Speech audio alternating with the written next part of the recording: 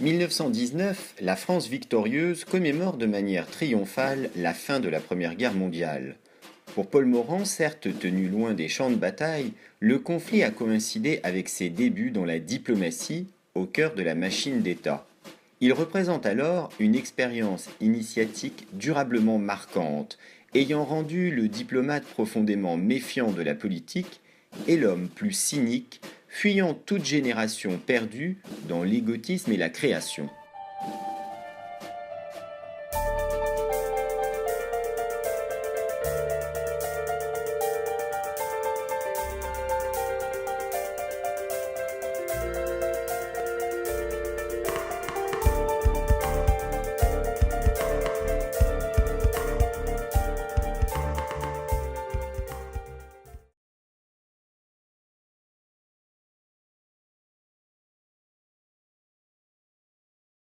Là où j'ai commencé la guerre comme un bon jeune homme, comme un honnête fonctionnaire, bon patriote, croyant aux offensives de Nivelle et à la paix en Noël 14 de Joffre, eh bien est arrivé, sous l'influence des milieux intellectuels de Paris certainement, est arrivé un être nouveau qui a changé, qui est le moi d'à présent.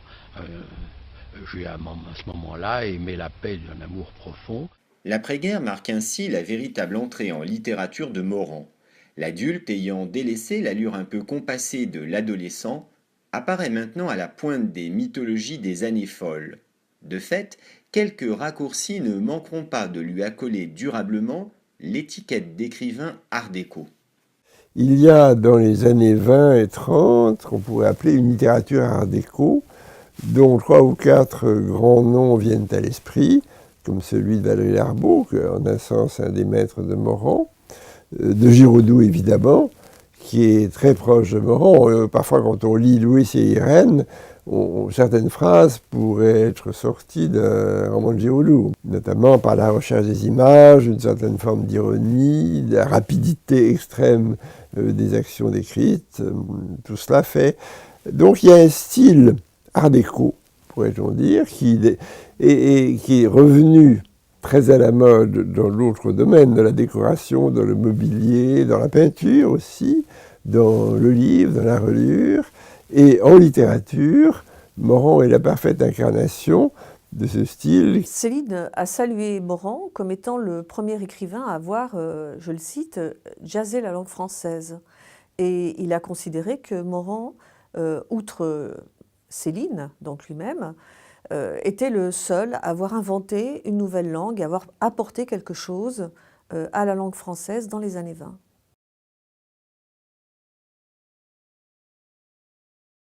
Déplacement. Le wagon-salon est rédigé en style pompéien, avec au centre d'un motif de fruits, Compagnie internationale des wagons-lits et des grands express européens.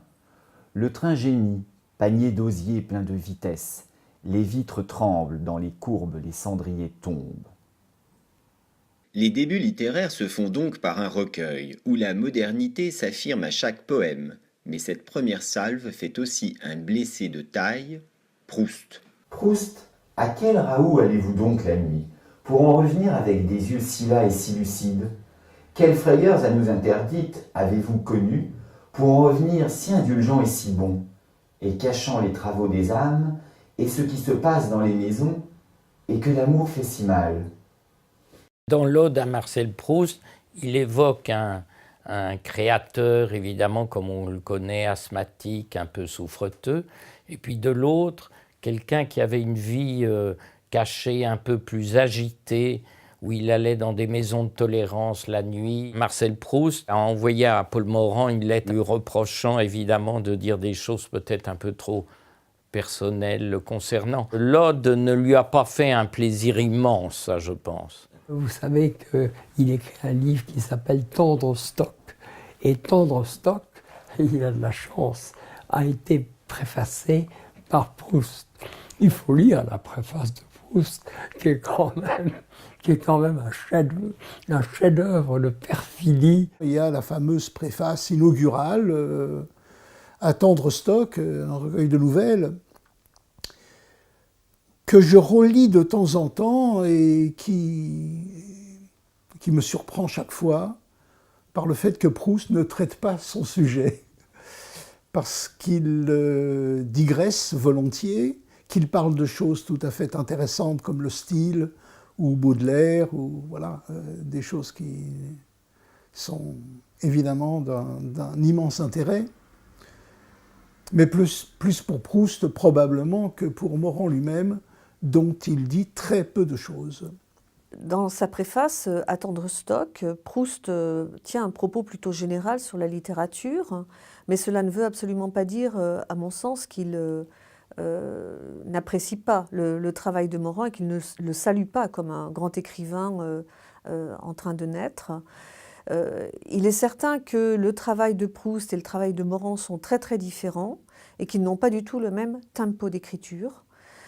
Et cela, dit Proust, montre qu'un nouvel écrivain est forcément quelqu'un de fatigant à lire parce qu'il porte en lui son monde et son style et qu'il est difficile à reconnaître et à apprécier sans trouble.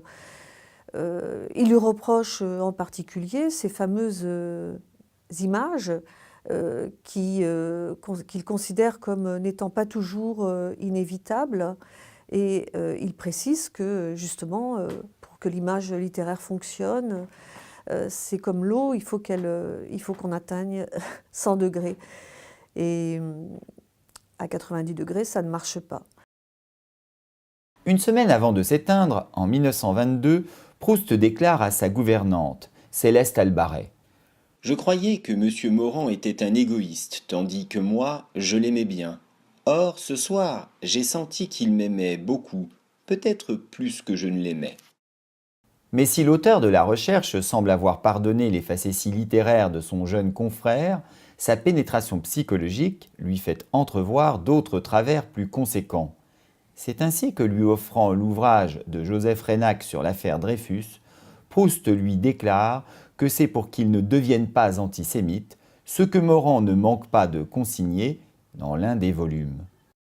Pour l'heure, le public assiste à l'éclosion du talent de Morand, qui devient astre de la scène littéraire française.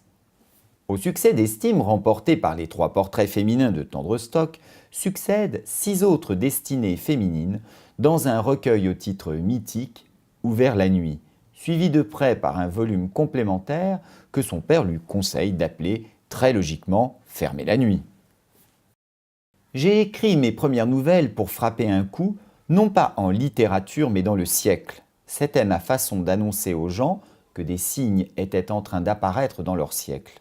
On peut vraiment dire qu'il a rénové l'art de la nouvelle dans les années 20. Paul Morand s'inscrit dans la lignée des grands nouvellistes comme Maupassant et Mérimée, mais évidemment, il apporte un style tout à fait nouveau, beaucoup plus moderne, beaucoup plus syncopé, avec des images plus fracassantes. Et je dirais que sa poésie apparaît même à l'intérieur. C'est une poésie, comme il l'a dit plus tard, j'ai écrit des poèmes au début, mais après ma poésie est passée dans la prose. Eh bien, c'est le cas. Émeraude taillée, monté sur ses rails de platine, le Great Scotsman, l'express de luxe s'enfuit chaque soir de Londres à la faveur du brouillard, m'emmène vers l'Écosse. Bercé par la vitesse, il est doux de penser que le lendemain à midi, je serai à Perth. C'est la grande époque de l'image. C'est le moment où Breton écrit la poésie, c'est l'emploi raisonné du stupéfiant image. Ce stupéfiant image, qui est comme une drogue pour les écrivains, on la trouve chez Giraudoux, on la trouve chez Lardon, on la trouve chez tous les surréalistes, bien entendu chez Aragon, et encore chez les poètes. Donc c'est tout à fait normal de trouver... Alors c'est cet aspect poétique de Morand aussi. Paul Morand a toujours été intéressé par l'extravagance, et plus généralement par ce qu'on pourrait appeler de nos jours l'étrangeté nationale, l'étrangeté des autres sexes, donc celui des femmes. Mon père avait une grande bibliothèque, mais beaucoup de livres religieux ou des livres d'histoire. Il y a une passion pour Renan. Et puis ma mère avait d'autres rayons qui étaient beaucoup plus contemporains. C'est-à-dire qu'elle aimait par exemple Pierre Benoît, et puis surtout Paul Morand. Mais je n'avais pas trop le droit de regarder les livres de Paul Morand. C'est dans l'Europe galante que s'exprime pour la première fois, je dirais, l'érotisme chez Morand. C'est une chose assez brève, mais quand même parfois un petit peu inattendue, comme dans Céleste Julie et d'autres nouvelles également. Mais je pense que c'est une chose aussi qui plaisait à l'époque. Ça donne aussi un certain esprit du luxe à cette époque-là. En 1915, je fis connaissance à Londres d'une Hollandaise, née d'on ne sait quel Java. Elle était éclatante et portait ses nattes noires roulées sur les oreilles comme les cornes des mérinos australiens. Elle me faisait penser à ces enseignes des foires. Femme d'origine orientale, attraction, beauté, volupté, féerie, lumière. Une fois de plus, je me vis obligé, pour mes amours, de faire appel à la main-d'œuvre étrangère. Elle habitait le Ritz, au premier étage, au coin d'Arlington Street. Un soir, après avoir dîné dans la salle à manger de l'hôtel et bu beaucoup, nous décidâmes de monter dans sa chambre. Nous trouvâmes partager l'ascenseur avec une sorte de pop en civil, tout en soie, tenant sous son bras une serviette de cuir bourrée de documents, comme les parlementaires dans les dessins de Forain, au temps de l'affaire. Il était accompagné d'officiers d'artillerie français et anglais. Il habitait la chambre voisine de celle où nous entrâmes. « C'est Albert Thomas, notre ministre des munitions, dis-je. »« Ah, fit la Hollandaise, je ne savais pas. » On nous monta encore à boire, et frais. À part ses cheveux et les miens, dans la pièce, tout fut blanc. J'estime, à leur prix, les rencontres de hasard et ces voyages dans des paysages inconnus en peau humaine. Rien n'est plus laid, pensais-je, que les gens qu'on voit tous les jours. La neige du lit s'en trouva fondue. J'ouvris une porte croyant entrer dans la salle de bain. C'était celle d'un placard. Au milieu des robes, pendues, parfumées, je crus remarquer un théâtrophone. Je prêtai l'oreille, c'était un microphone. J'entendis nettement Albert Thomas, à travers la cloison, expliquer nos besoins en obus de 75, avec statistiques des derniers combats à l'appui. Ma compagne me vit revenir vers elle, et, à moitié endormie déjà, « Oui, je sais bien, dit-elle, je devrais écouter tout ça, mais les chiffres, ça m'ennuie. Je m'embrouille dans leurs histoires de munitions. Et d'ailleurs, maintenant que ma zibeline est payée, j'ai sommeil. » Et sans se réveiller davantage, me sentant près d'elle, elle me prit dans ses jambes, qu'elle referma aussitôt avec un réflexe de coquillage. L'œuvre de Morand est traversée par la présence de l'histoire, une histoire dont il fera un usage différent à certains moments de sa vie et de son œuvre. Morand n'a pas du tout pour ambition de retrouver le temps perdu. C'est plutôt le temps présent qu'il vit. Et à la rigueur, même parfois, une sorte de recherche de ce que pourrait être l'avenir. Un sorte d'avenir qu'il voit d'ailleurs sombre. Exagérément sombre pour l'époque où il vivait, peut-être pas exagérément maintenant. C'est-à-dire qu'il n'est pas certain que notre avenir soit très gai.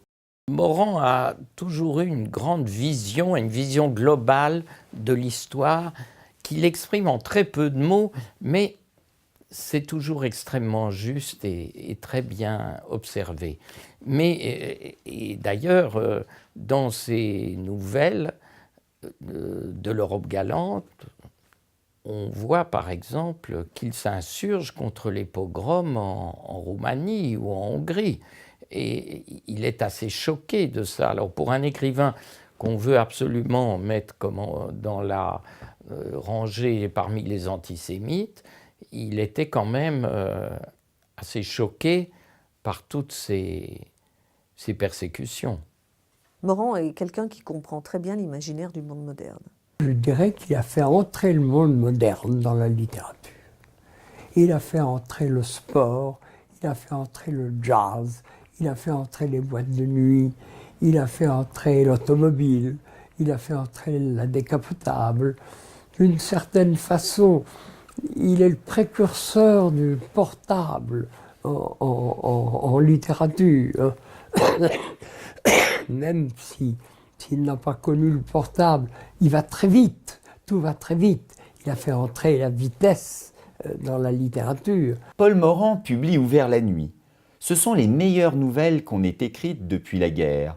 Morand est vif, cruel, rieur et froid. Ça excite. Gaston Gallimard aurait dit à Paul Morand qu'il était le premier auteur à lui avoir fait gagner de l'argent, disons autant d'argent. Un éditeur, comme tout homme d'affaires, n'aime pas perdre de l'argent. Morand lui en a fait beaucoup gagner parce que plusieurs dizaines de milliers d'exemplaires pour Ouvert la nuit, c'était beaucoup pour l'époque. Auréolé de la double casquette de diplomate prometteur et de jeune écrivain à succès, Morand est avec Cocteau, le groupe des Six, les Fils d'Audet et bien d'autres encore, une figure du tout Paris artistique et lancé des années folles. Loin d'être une dissolution dans une stérile mondanité, la fête à laquelle il participe est aussi un bain créatif incroyable. Cette respiration, après les horreurs de la Grande Guerre, va des bals du comte Étienne de Beaumont ou du vicomte de Noailles, aux réunions plus artistes du café à la mode, le Bœuf sur le toit, baptisé ainsi d'après le nom d'un ballet de Darius Milhaud, et Cocteau de confirmer. Chaque fois que j'emploie le nous, j'ai derrière la tête le dîner du samedi. Ce dîner hebdomadaire eut lieu en 1919, 20 et 21, soit à Montmartre, soit place de la Madeleine. Nous l'organisâmes, les musiciens et moi, pour nous voir à date fixe. Ensuite, ces samedis devinrent une réunion plus large. On ne parlait jamais d'art. On se rendait, après dîner, chez Milhaud qui composait le Bœuf sur le toit et le jouait à 6 mains avec Auric et Arthur Rubinstein. Paul Morand et Lucien Daudet étaient barman. Morand apportait la glace dans une serviette. Elle fondait en route et nous ankylosait les mains. Quand il n'en restait plus, il secouait ses derniers mélanges en ramassant la neige au bord d'une fenêtre. On se déguisait, on faisait de la bicyclette dans une salle à manger minuscule. Bref, tout ce qui consterne si on le raconte, mais sur le moment excite 1000 fois plus chaque esprit, dans son propre sens, que le café littéraire. Peut-être vous ferai-je comprendre la bousculade féconde et le contraste de ces pique-niques en vous disant qu'Ouvert la nuit, Fermé la nuit et Le diable au corps sont des ouvrages qui en sortent.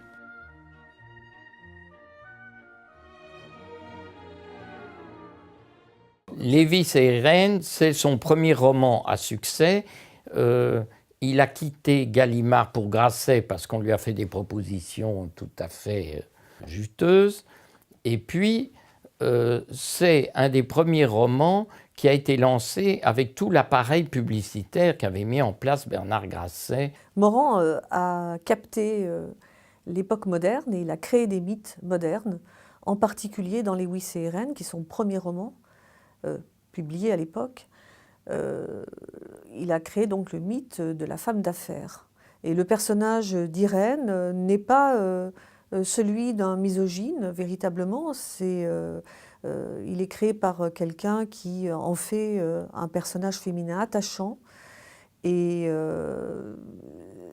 qui saisit un certain nombre de modifications liées au rôle de la femme dans la société des années 20. Le roman est un grand succès qui n'empêchera pas Morand de médire sur les années 20 qu'il représente pourtant éminemment. 1925, vous disais-je, n'est pas une date. Les gens l'ont inventé après coup. 1925, c'est déjà la vulgarisation. Marie Laurencin et Picasso diffusaient sur les affiches des galeries Lafayette l'exposition des arts déco, le surréalisme, etc. Le Bœuf sur le toit qui éclate, fait sauter son toit, gagne les quartiers neufs. En 25, j'avais tellement assez de cette après-guerre que je pars pour le Siam, Cocteau dans le Midi, etc.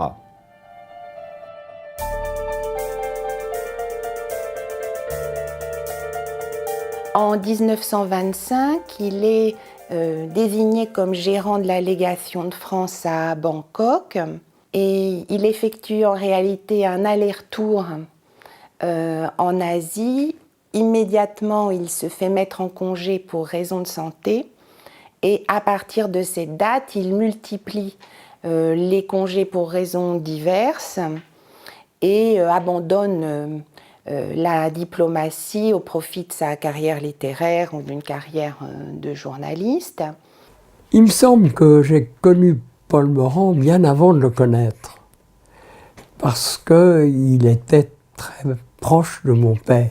C'était l'un et l'autre des diplomates, assez brillants. Mon père trouvait certainement Morand brillant, certainement brillant, mais il le trouvait aussi un peu fantaisiste. Mon père, au fond, n'aimait pas beaucoup la littérature, les romans.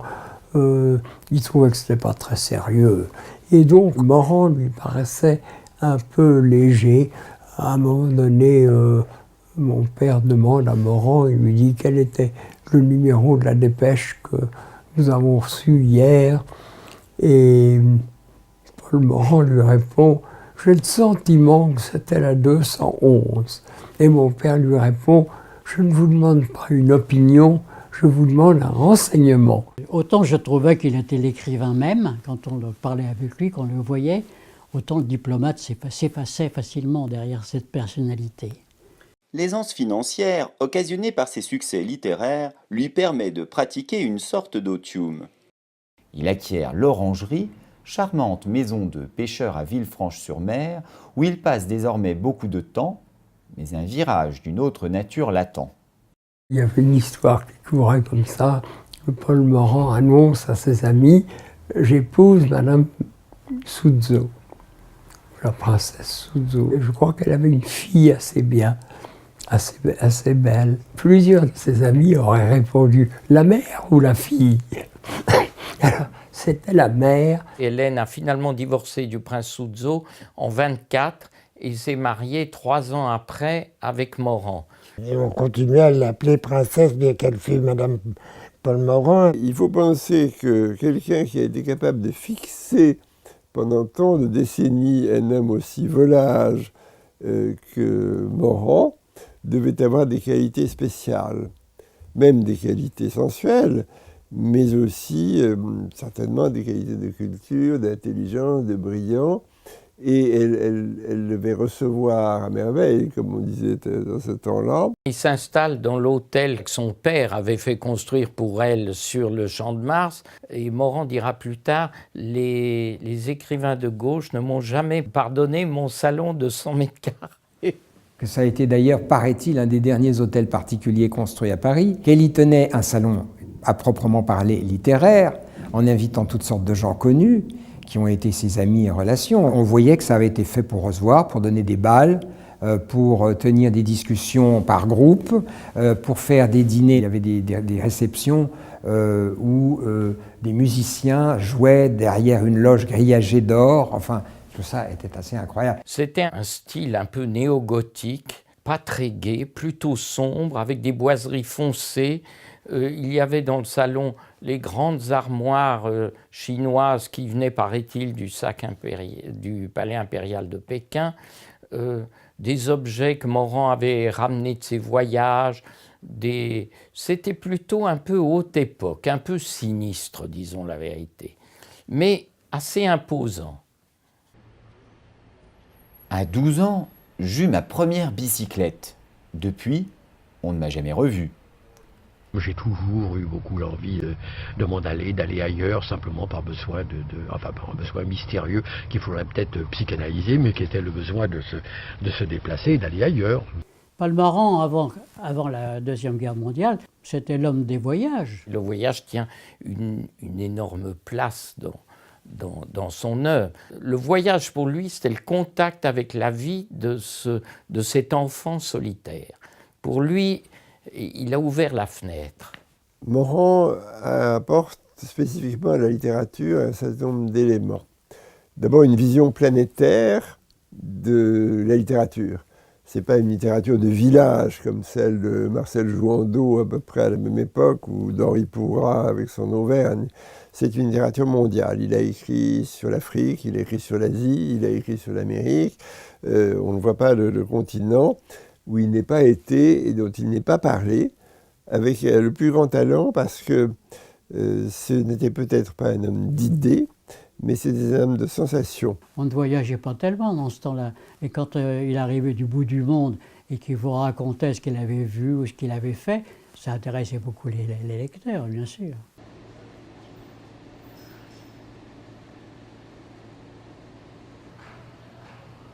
Tout d'un coup, le ciment armé et la tuyauterie de fer ne poussent plus.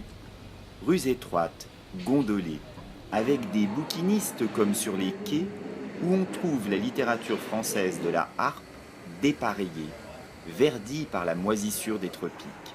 Derrière les jalousies, il y a de vieilles dames à camer qui croient que la dernière guerre, c'est la guerre de sécession, et que « These said damned Yankees » s'écrit en un seul mot.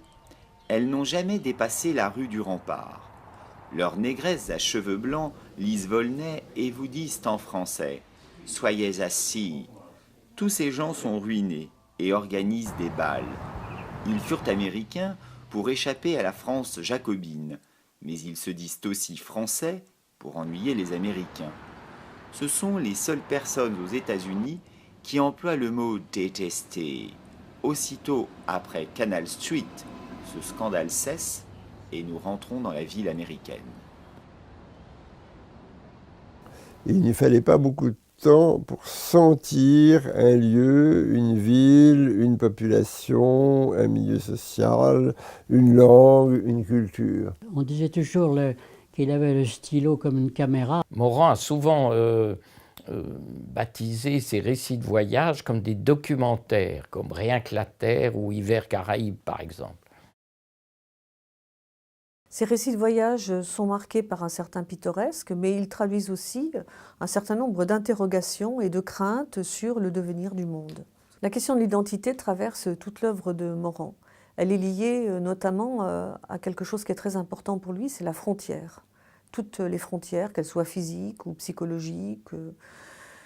Et Morand s'interroge à travers cette notion de frontière sur les changements d'un monde dont il observe très tôt, et il est un des premiers à en avoir conscience, ce qu'on appelle désormais la mondialisation. Et donc il sent que le monde est en train de s'uniformiser en termes de comportement, de vêtements, de couleurs. Et il veut prendre une photographie dans les années 20 du monde tel qu'il est avant justement le passage à l'uniformisation. Il s'intéresse effectivement à l'identité des nations qu'il cherche à capter et à enfermer dans une description, dans des personnages. Vous avez écrit 3 livres à la suite qui ont contribué à lancer la mode nègre. Vous avez été un des premiers à exalter la sensibilité des Noirs. Est-ce que c'était une volonté de révéler cela aux lecteurs ou... Bien sûr, on a voulu expliquer tout de même cette espèce de chose, d'époque de transition dans l'histoire des Noirs qu'est l'Amérique, n'est-ce pas? Entre le Congo et Harlem, il s'est passé des choses et il fallait aussi l'expliquer aux Français qui ne le savaient pas à ce moment-là.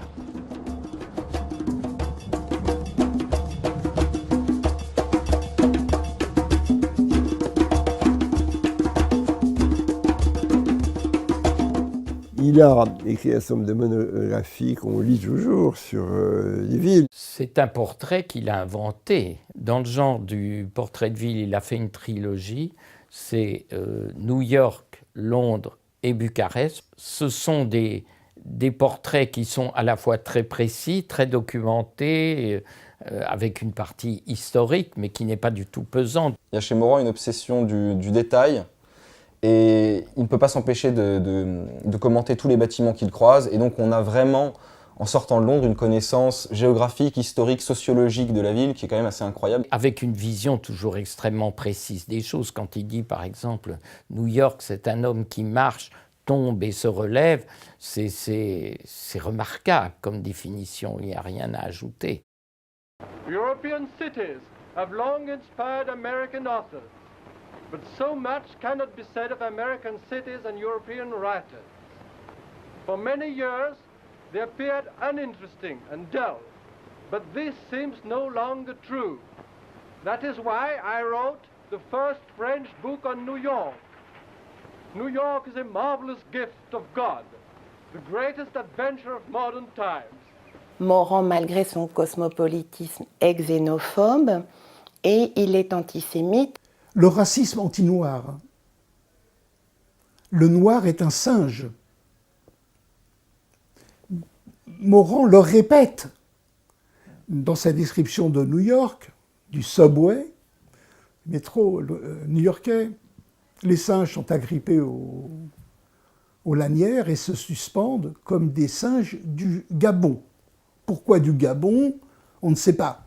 Morand maniait un certain nombre de clichés, malheureusement, qui affaiblissent sa littérature. Ces clichés n'existent pas simplement dans le domaine politique ou ethnique. On en trouve même sur de tous autres sujets, les femmes, l'amour, la cuisine, la France. Malheureusement, il s'emparait des clichés, il en faisait par son style quelque chose de brillant. Il ne faut pas oublier que Paul Morand est né en 1888, que c'est un homme du 19e, et que comme les gens de sa génération et de son temps, il a été imprégné par un livre qui était très célèbre à cette époque, écrit par Gobineau, sur l'inégalité des races. Par ailleurs, il se méfie de la mondialisation, et cela, on le sent même dans ces périodes les plus enthousiastes, autour de la modernité, dans les années 20. Il y a quand même le sentiment que la mondialisation n'apporte pas que du progrès, n'apporte pas que des bienfaits, et que il se méfie du métissage. Dans Rien que la Terre, il écrit « La beauté affreuse de notre temps, c'est que les races ont pu se mêler sans se comprendre et sans avoir appris à se supporter ». Dans ce rejet, il ne manque pas d'envisager un certain nombre de problèmes que connaît notre société contemporaine. Ainsi, en dépit de préjugés d'époque, cette exceptionnelle capacité d'observation et sa mise en mots par des formules chocs permettent à l'écrivain de se doubler d'un journaliste.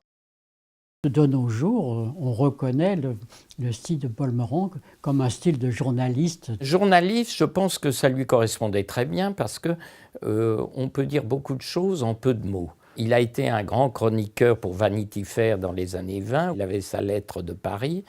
Et puis ensuite, il a été au comité du Figaro. Pour moi, le plus grand des journalistes, c'est Paul Morand. Il faut dire d'ailleurs que c'était une époque où les journalistes étaient souvent en même temps écrivains, ou les écrivains en même temps journalistes. Ceci dit, se méfiait du journalisme et il conseillait toujours aux jeunes écrivains qui venaient le voir en disant « surtout pas trop d'articles dans les journaux, vous allez perdre votre inspiration ».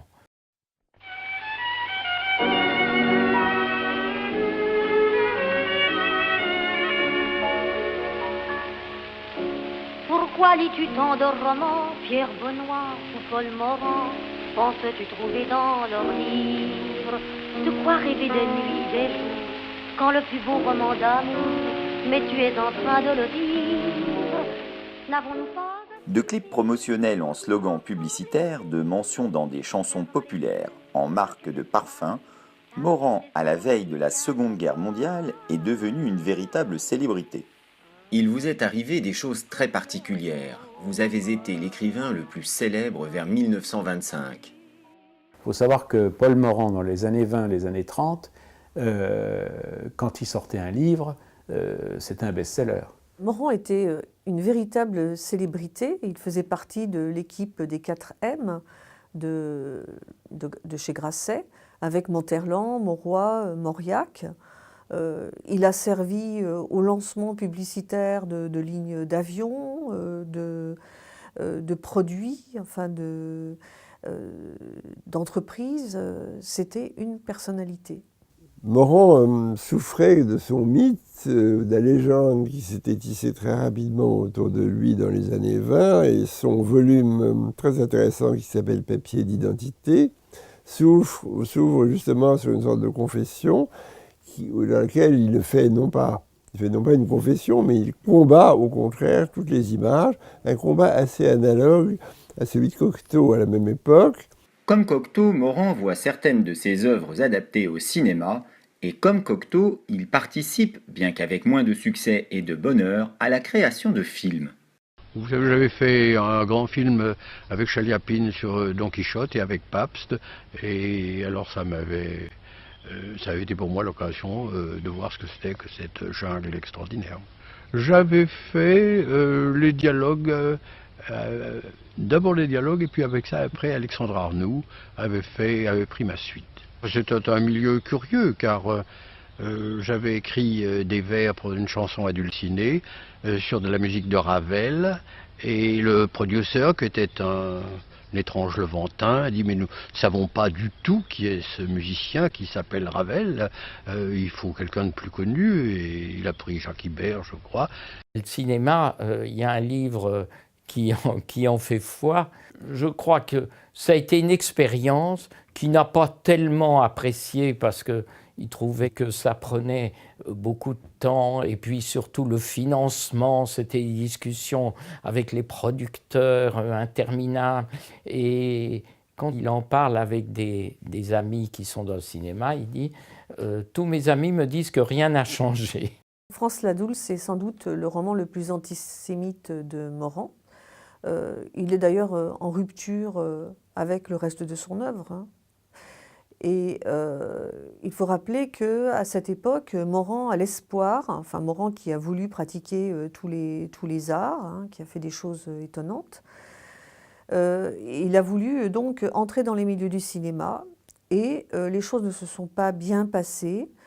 De fait, à cette époque, beaucoup de producteurs étaient juifs, et on peut effectivement se poser la question de savoir si ce roman est vraiment un anathème jeté sur les producteurs juifs, ou si il est avant tout l'expérience, le résultat, enfin le récit d'une expérience un peu amère que Morand a eue avec les milieux du cinéma de son temps, qui ne lui ont pas permis de s'exprimer comme il pensait qu'il pouvait le faire.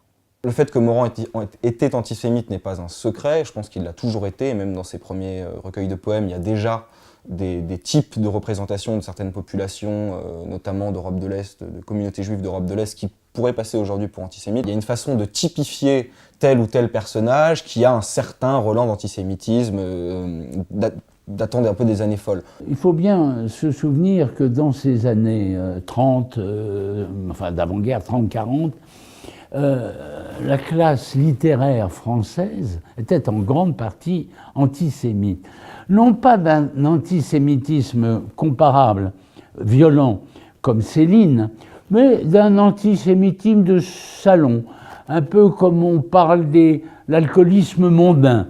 Il y avait un antisémitisme mondain. Disons que Morand sera l'expression politique d'une certaine bourgeoisie réactionnaire, qui était évidemment celle des années 20, 30, 40. Votre idée sur les Juifs n'est pas de vous. Ce n'est pas un jugement personnel, c'est un tic, une idée de caste, une idée apprise, celles auxquelles on tient le plus. J'insiste, il est antisémite de tradition française, comme le maréchal Pétain, et pas dans l'acception exterminatrice du nazisme.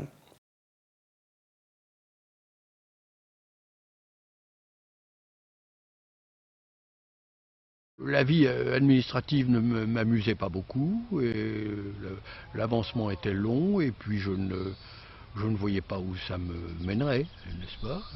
Je ne suis rentré quand j'ai vu que vraiment que mon pays était en grand danger, et alors j'ai repris du service vers 38-39. Il ne demande sa réintégration dans la carrière qu'en décembre 1938. À cette date, il est nommé représentant de la France à la Commission internationale du Danube. Et puis, juste avant le déclenchement de la Seconde Guerre mondiale, il est désigné comme directeur de la mission de guerre économique à Londres. Et il prend ce poste en août 1939. La mission de blocus économique tend à organiser entre alliés la privation de l'Allemagne de pétrole, de matières premières et tout ce qui peut contribuer à son effort de guerre, L'idée, c'est que la guerre éventuelle, la guerre prochaine, va durer longtemps et qu'elle se gagnera aussi sur le terrain économique.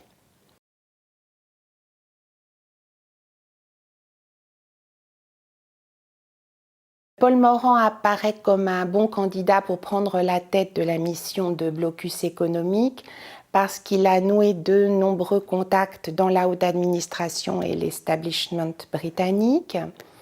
Il a 50 ans, il peut paraître jouir d'une assise et d'une expérience suffisante pour diriger une mission diplomatique de premier plan.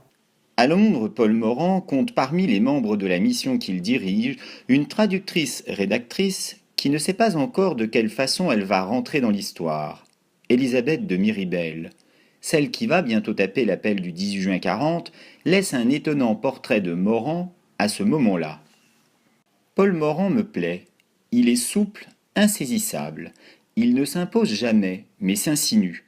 Il reste toujours, avec lui, quelque chose d'inexprimé. Il pense plus loin que ne le laisse soupçonner son extraordinaire facilité.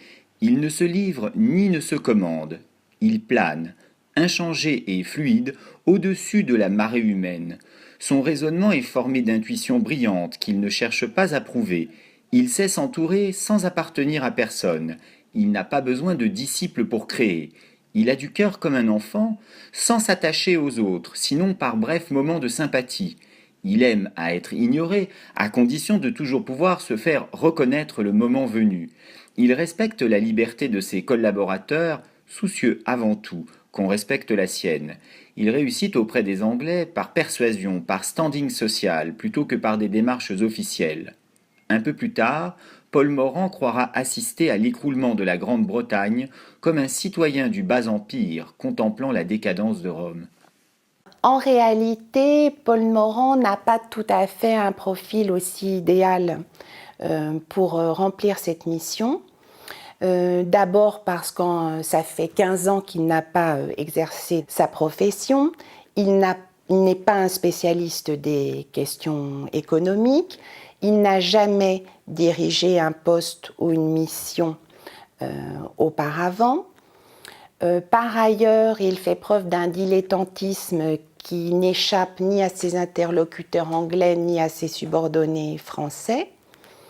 Et enfin, et c'est peut-être le plus problématique, il est lui-même opposé à cette guerre. Il se décrit comme un pacifiste depuis toujours. Et par exemple, il tient Winston Churchill, qui est alors premier lord de l'Amirauté, pour un dangereux jusqu'au boutiste. Morand est à Londres lorsque la France demande l'armistice à l'Allemagne le 17 juin 40, lorsque le régime de l'État français dirigé par le maréchal Pétain remplace la République le 10 juillet 1940, il assiste à l'arrivée à Londres de Gaulle, à ses efforts pour maintenir la France dans la guerre, au doute et au désarroi de la colonie française qui se demande si elle doit partir, rester, se rallier. Quand de Gaulle est arrivé à Londres, évidemment, il aurait été très flatté que Morand, avec toute l'aura qu'il avait, vienne se ranger à ses côtés. Papapra, voilà que Morand rejoint la France, Vichy. Après la démission de l'ambassadeur de France en Grande-Bretagne, Charles Corbin, le 23 juin 1940, Morand se retrouve comme le diplomate le plus important à Londres. Le gouvernement français, le gouvernement de Vichy, lui demande de rester sur place pour maintenir au moins officieusement les relations diplomatiques avec la Grande-Bretagne. Dans le même temps, il est sollicité pour se rallier à De Gaulle et à la France libre, auquel il pourrait apporter l'appui de sa notoriété. Et pourtant, il ne choisit ni l'un ni l'autre, mais de son propre chef, il quitte l'Angleterre le 20 juillet 1940 et rentre en France en passant par le Portugal et l'Espagne. Pourquoi cet homme prend sur lui de rentrer sans ordre de son gouvernement à la hâte Et alors que finalement, s'il était resté, on peut imaginer qu'il aurait été considéré comme un des premiers résistants, même à la limite. Il m'a dit « Je suis rentré pour retrouver le maréchal Pétain ». Dans cette espèce de grand bouleversement, je ne connaissais plus grand monde.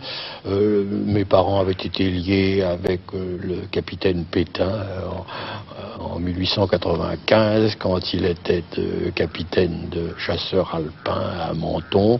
Et depuis, j'étais toujours resté, non pas en contact, mais enfin je savais ce qu'il représenterait pour moi, ce qu'il représentait dans le passé, ce qu'il représentait dans l'avenir. Morand partage un certain nombre des analyses qui ont été faites par le maréchal Pétain et son entourage sur les raisons de la défaite française, à savoir l'avachissement moral et physique de la France. Il approuve le choix raisonnable de la collaboration. Quand on parle aujourd'hui de Pétain, c'est la collaboration, etc. C'était pas du tout ça forcément en 1940, ça serait anachronique. Les personnes de l'entourage professionnel de Morand et probablement de son entourage privé ont tendance à souligner l'influence de sa femme Hélène sur ses choix de carrière et ses choix politiques. Elle a eu une influence pas toujours très positive, c'est le moins qu'on puisse dire. Face à cela, le général de Gaulle peut lui apparaître comme un rebelle, un aventurier, voire un traître qui s'est mis au service de l'étranger. Ce qui lui a porté tort, c'est une certaine lâcheté, alors qu'il avait un certain courage dans d'autres situations. Morand a toujours recherché l'irresponsabilité. Il n'est pas responsable de la guerre de 14, il n'a pas voulu la faire. Il s'est planqué en Angleterre. Bien entendu, il n'est pas entré dans la résistance non plus.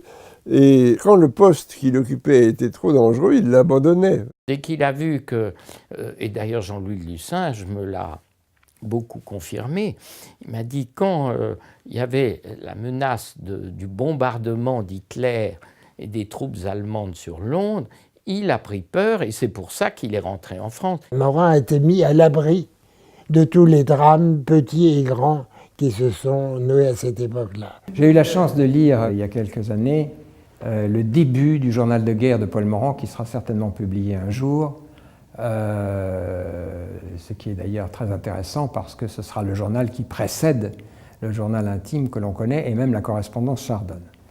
Ce qu'on voit, c'est que Paul Morand, encore une fois, tout le monde se pose la même question, qu'on aime ou qu'on n'aime pas le personnage. Ce qu'on voit que Paul Morand a hésité, mais il ne précise pas ce qui déclenche sa décision. Il se présente à Vichy, au ministère des Affaires étrangères au mois d'août 1940, porteur d'un rapport où il relate les événements de l'été 40 à Londres, où en fait il incrimine les Français dans la détérioration des relations entre la France et la Grande-Bretagne. Paul Morand est d'abord mis sur la touche par le gouvernement de Vichy pour être rentré sans ordre de Londres, ce qui est tout de même un paradoxe de taille dans sa vie professionnelle des diplomates. Ce qui n'empêche pas non plus d'écrire dans des journaux de la collaboration comme La Gerbe ou Combat, le journal de la milice française. À cet égard, Morand met bien son prestige et son talent, qui sont grands tous les deux, au service de Vichy et de la collaboration d'État, et pas du collaborationnisme, jusqu'au moment où il se remettra effectivement au service tout court de Vichy. L'auteur reprend à nouveau le pas sur le fonctionnaire et met alors son temps libre à profit pour écrire l'œuvre, un roman, dont le thème et le titre restent durablement attachés à sa légende littéraire et personnelle, L'homme pressé. L'homme pressé, Pierre Knox, c'est Paul Morand. Parmi les mythes que Paul Morand a créés, le plus connu reste quand même celui de l'homme pressé. Et la preuve que c'est un mythe, c'est qu'il est passé à l'état d'expression courante et qu'on le trouve mis à toutes les sauces et qu'il se trouve accolé à la plupart des hommes politiques en vogue à l'heure actuelle. Dans L'homme pressé, au début des années 40, on voit très bien que Morand a compris à quel point, mais il l'a compris depuis en fait des décennies, il en parle depuis des décennies, à quel point une des caractéristiques du monde moderne, c'est l'accélération, c'est la vitesse, c'est la mécanisation. Et il en parle pour faire son éloge, pensent certains. Eh bien non, pas vraiment. Il a conscience de tout ce qu'il peut y avoir de mortifère dans cet état de fait. Et la preuve, c'est que le personnage en est malade et qu'il est probable que, à la sortie du roman, il soit voué à en mourir. Mais Morand, en ce début d'occupation, ne se consacre pas qu'à l'écriture. Avec Hélène, en parfaite maîtresse de maison, ils reçoivent abondamment dans leur hôtel particulier de l'avenue Charles Floquet. Tout le monde connaît l'histoire d'une réception. Ils habitaient avenue Charles Floquet. Et il y a beaucoup de gens, c'est en 1941 ou 1942, et il y a un officier allemand qui entre, ce qui est déjà beaucoup. Et Hélène s'écrie « Voilà le plus séduisant de nos vainqueurs », ce qui est évidemment une formule qui, pour le moins qu'on puisse dire, est qu'elle n'est pas heureuse. Elle est très germanophile, connaissant et appréciant beaucoup la culture allemande, parlant d'ailleurs très bien l'allemand et côtoyant d'autant plus facilement des personnalités de l'occupation en France.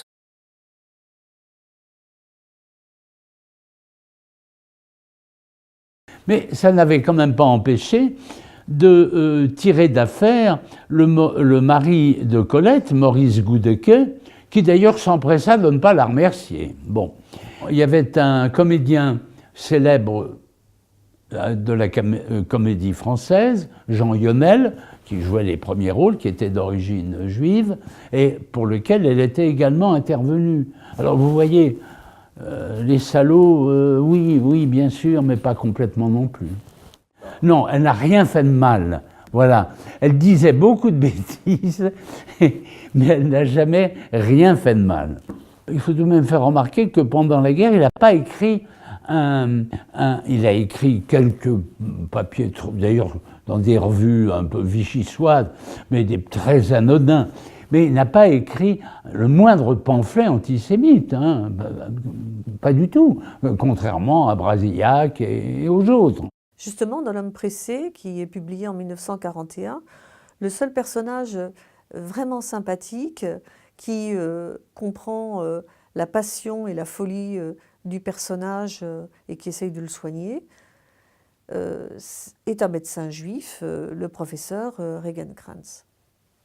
C'est sûrement le retour en grâce de Laval auprès de Pétain en avril 1942 qui incite Morand, une fois n'est pas coutume, à jouer de ses relations pour reprendre du service. Laval a souhaité réintégrer un certain nombre de hauts fonctionnaires qui avaient été évincés à l'été 1940, comme Morand, pour des raisons, disait-il, d'efficacité.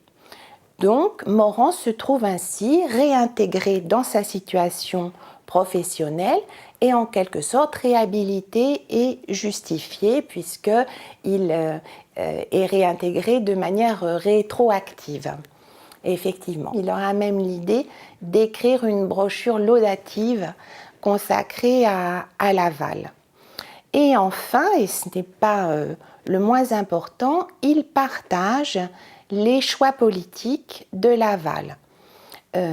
Il est d'accord sur son idée de la collaboration comme solution la plus raisonnable pour ménager une place à la France dans l'Europe nouvelle dominée par l'Allemagne nazie et que la France participe à sa manière à endiguer la menace de l'Union soviétique, parce que ça ne vous étonnera pas, mais Paul Morand est très anticommuniste.